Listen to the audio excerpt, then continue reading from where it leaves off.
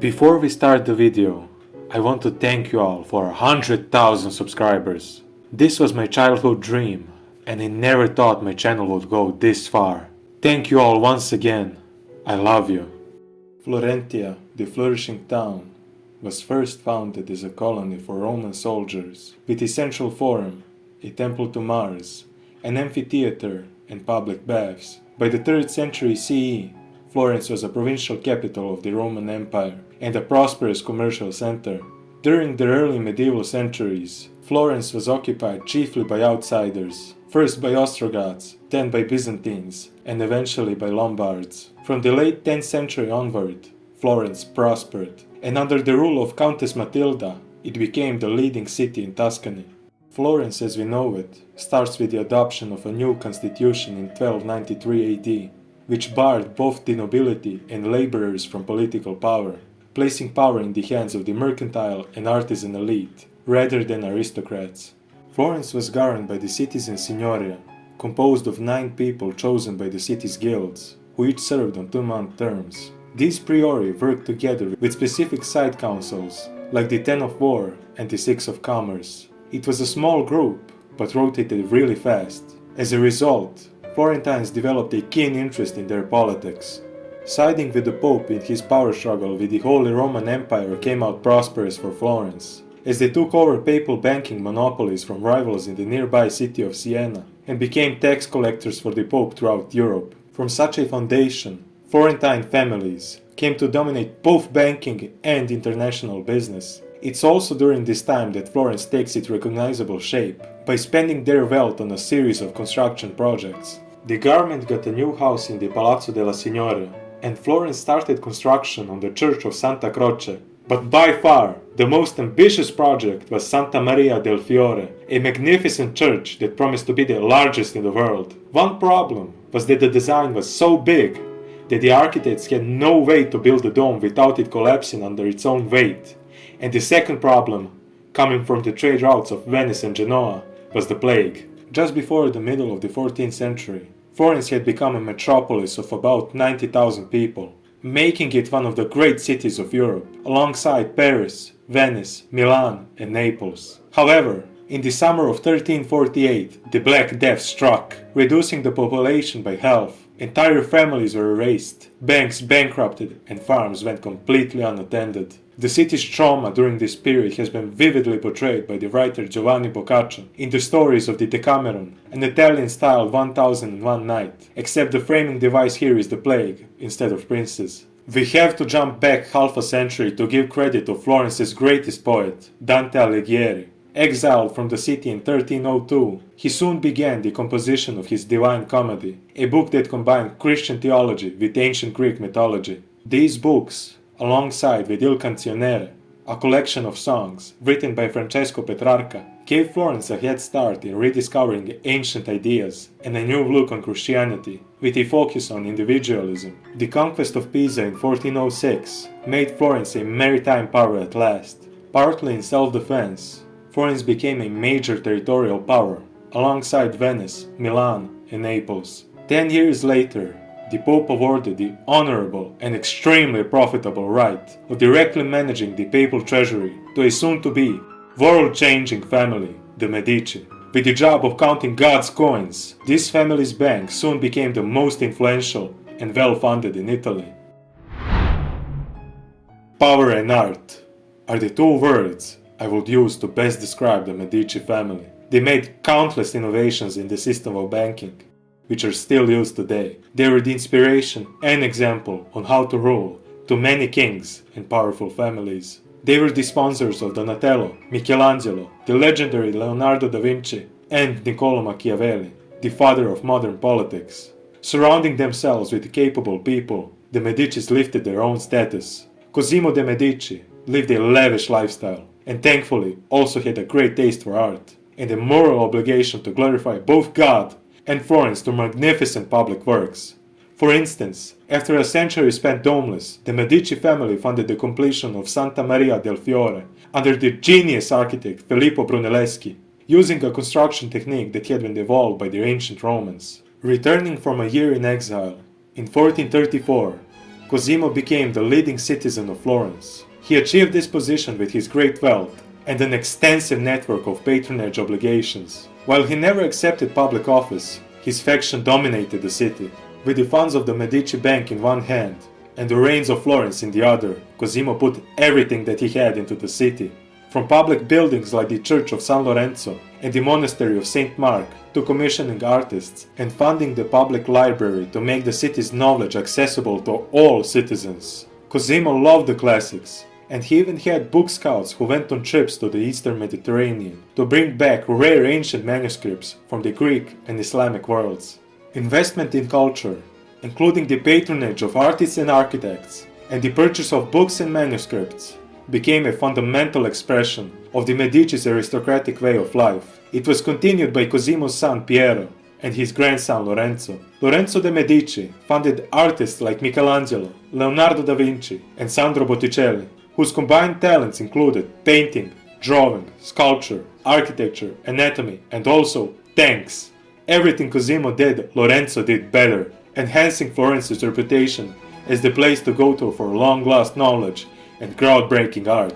The Florentine Renaissance wasn't just about picking up ancient Greco-Roman ideas. It was a continuation of what Dante had started, of applying ancient culture to a medieval Christian context, with a deep focus on individual expression. This wasn't just a rebirth, it was a revolution. In all but name, Florence was now ruled by a Medici prince, whose position resembled that of the tyrants in other Italian cities, such as Milan, Ferrara, Mantua, and Urbino. Stability was briefly threatened in 1478 by the brutal but abortive Pazzi conspiracy, seeking to end the Medici rule. The Pazzi family had befriended the Pope and swiped the rights to manage the papal treasury.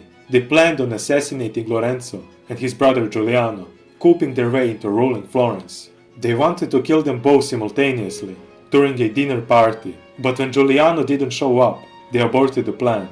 The only other option was in the middle of Easter Mass at the Duomo, in the full view of the city, which added a lot of complications, causing several conspirators to bail out.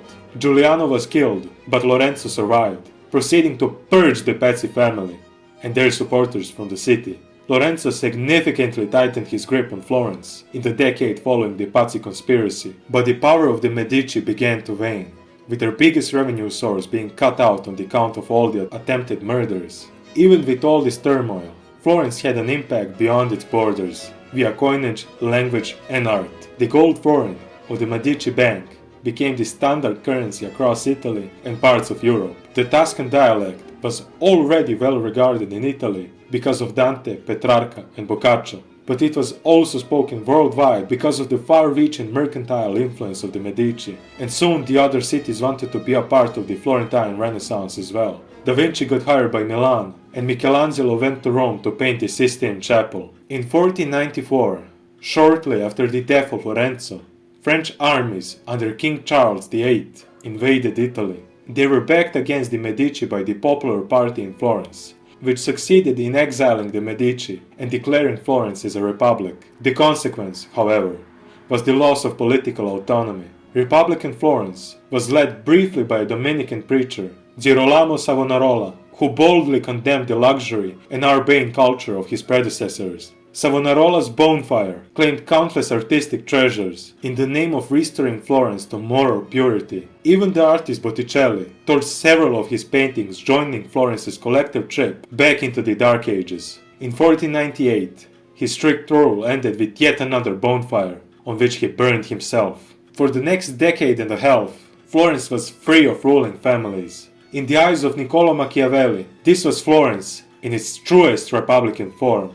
To mark their newfound freedom, the city commissioned Michelangelo to make one of the city's greatest treasures, the David. The Medici returned to Florence in triumph in 1512, behind the papal and Spanish armies, reasserting power in a clear and ruthless manner. Such an unambiguous pursuit of power by leaders at this time was given codification in 1513 by Niccolò Machiavelli in his book The Prince. In addition, the younger son of Lorenzo was elected Pope Leo X. His rule was noteworthy for its cultivation of the arts, especially his employment of Raffaello. Leo was shortly followed by another Medici Pope, Clement VII, in 1532, Clement solidified his family's hold on Florence by appointing Cosimo I as the Duke of Florence, officially swapping the republic with a monarchy. For the next 2 centuries, Medici dukes ruled all over Tuscany. Cosimo I and his wife, Eleonora of Toledo, patronized the arts and undertook vast building programs, such as the renovation of the Palazzo Vecchio, the reconstruction of the Pitti Palace, the construction of the Uffizi,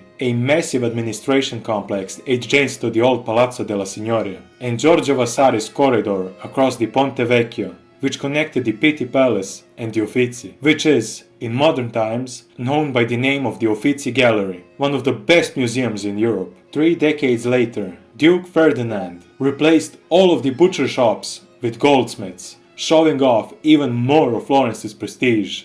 Another product of the Grand Duchy are the Medici chapels at the back of the Church of San Lorenzo. The centerpiece is the Chapel of the Princess, a towering mausoleum built for the Medici Grand Dukes. Cosimo expanded Florence by conquering Siena and building a naval base on the island of Elba. Florence's prestige waned as the Renaissance spread to the large empires of Europe, but it was still prosperous, beautiful, and in one piece. Sadly, the last 2 of the Medici Grand Dukes had a reputation of lazy, spendthrift, and repressive, leaving Florence weak and nearly bankrupt. After the rule of the Medici, Florence was governed from the outside, as Francis Stephen of Lorraine, the husband of Empress Maria Theresa of Austria, became the Grand Duke of Tuscany. Following a Napoleonic interlude, Leopold II Habsburg was the last outside ruler. He eventually abdicated in favor of the Italian king, Victor Emmanuel. Soon after, Florence annexed itself to the new Kingdom of Italy, serving as its capital. From the late 18th century to the mid-20th century, a large Anglo-American colony was an integral part of the Florentine scene. The poet Elizabeth Barrett Browning, who is buried in Piazzale Donatello, the small English cemetery, noted that the city was cheap, tranquil, cheerful, and beautiful. Florence today is a city noted for its culture, Renaissance art, architecture, and monuments, boasting numerous tourist attractions such as the Uffizi Gallery, Duomo, Palazzo Vecchio, Ponte Vecchio, Accademia Gallery, which holds Michelangelo's David, sites around the Piazza della Signoria, Basilica Santa Croce, Pitti Palace, and Galleria Palatina, Boboli Gardens, Piazzale Michelangelo, the viewpoint of Florence, San Miniato al Monte, Mercato Centrale, Santa Maria Novella, Medici Chapels, Museum of San Marco, Galileo Museum, Bargello National Museum, Palazzo Medici Riccardi, Fontana del Porcellino, Piazza della Repubblica, Leonardo da Vinci Museum, the Gucci Museum, and much, much more.